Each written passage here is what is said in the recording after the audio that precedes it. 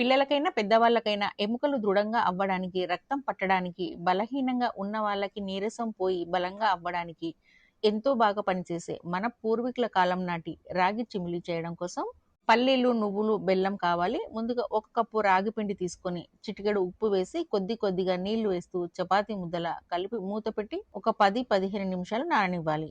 Stove మీద కడాయిలో ఒక కప్పు పల్లీలు వేసి వేయింపి పక్కన పెట్టి పావు కప్పు నువ్వులు వేసి వేయించి చల్లారనివ్వాలి. పిండిని చపాతీలాగా ఒత్తుకొని వేడెక్కిన తవా పైన నెయ్యి వేసుకొని రెండు వైపులా కాల్చుకోవాలి.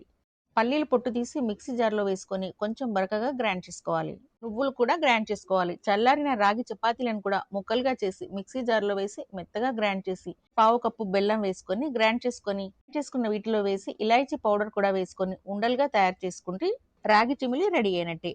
రోజుకొకటి తిన్నా మనకి రక్తహీనతను పోగొట్టి ఎన్నో ఆరోగ్య ప్రయోజనాలను అందించే రాగి చిమిలి రెడీ అయినట్టే. దీన్ని ఫ్రిడ్జ్లో స్టోర్ చేసుకుంటే 2 నెలల వరకైనా ఫ్రెష్గా ఉంటుంది.